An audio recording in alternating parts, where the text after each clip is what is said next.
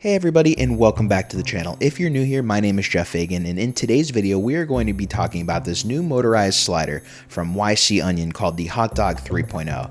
Now, it's a very affordable motorized slider under $400 that, if used through the app, can be used with gimbals from Zhiyun, DJI, and hopefully some other manufacturers coming up soon. With using the gimbals, it actually turns it into a 5-axis slider, which is really cool, especially for the price point. So to get this out of the way, I did buy this to use with my Zhiyun Crane 2S, and unfortunately, even though they advertise that it is working with it, right now it's only actually working with the Zhiyun Weebill S, the M2, and the DJI Ronin S. And in a future firmware update, they will release compatibility with gimbals such as the Zhiyun Crane 2S, the 3S, and hopefully the DJI Ronin S2. So first thing that I noticed off the bat was there's actually a bar in the middle of the slider, and this bar lets you do automatic 2-axis pans. So whether you're using the motor or whether you're actually manually using the slider, you can set it up to do the 2-axis pan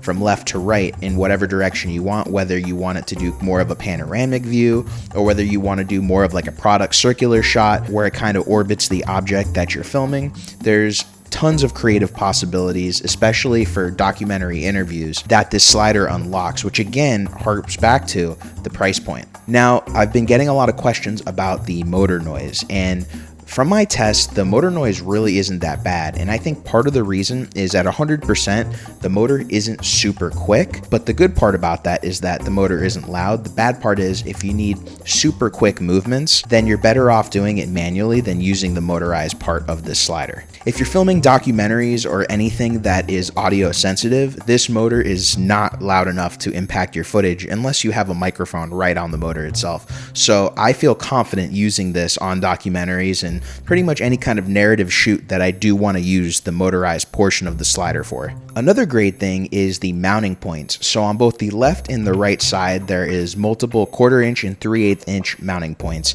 And then in the center, there's even more of a variety of mounting points, which is great because it lets you customize the different kinds of stands or tripods you're going to use to stabilize this on the go. Another thing to note, which I kind of made the mistake of, is I ended up buying the longest slider that they offered, and if you're planning on traveling with this slider, I would absolutely recommend to actually get the shortest one they offer, as the shortest one will probably fit in oversized check-in luggage. The longest version of the slider, which I purchased, will not fit in my check-in luggage, which is kind of a bummer. If I take it apart, I can fit it, but you'd rather not have to take this thing apart. So again, learn from my mistake and get the shortest one possible if you do plan on traveling with it. The distance really doesn't make too much of a difference in filming, but it does make a big difference when packing.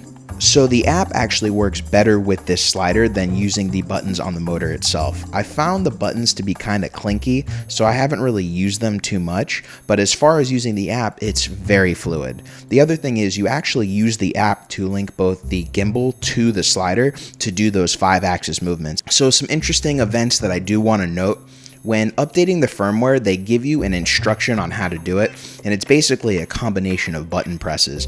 And I tried doing it as I thought that by upgrading the firmware, I'd get more compatibility with gimbals, not realizing that was an app issue. If you do the button combination wrong, especially because it's easy to do, you actually will brick the motor, which is fixable. YC Onion actually had to send me a video showing me how to unbrick the motor.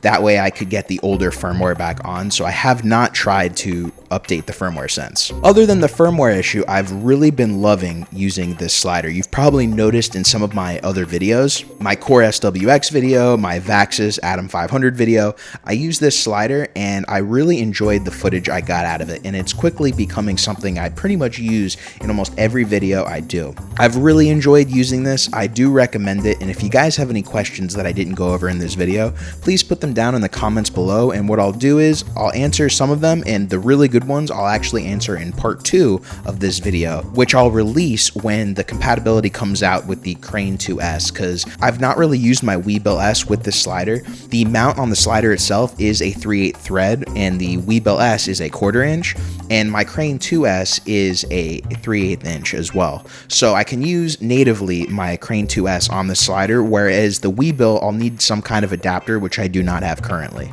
But with the ups and the downs, it comes down to the price, and the price is really unbeatable for this motorized slider combo and everything that it offers. So I do recommend it. I've got links in the description below, and you guys can get it actually now on Amazon, unlike me getting it through AliExpress. Please feel free to get them through the links below. They are affiliated, but it does help in creating content for this channel. And that's going to be it for today's video. If you guys got knowledge out of today's video, please hit that like, hit the subscribe and notification bell.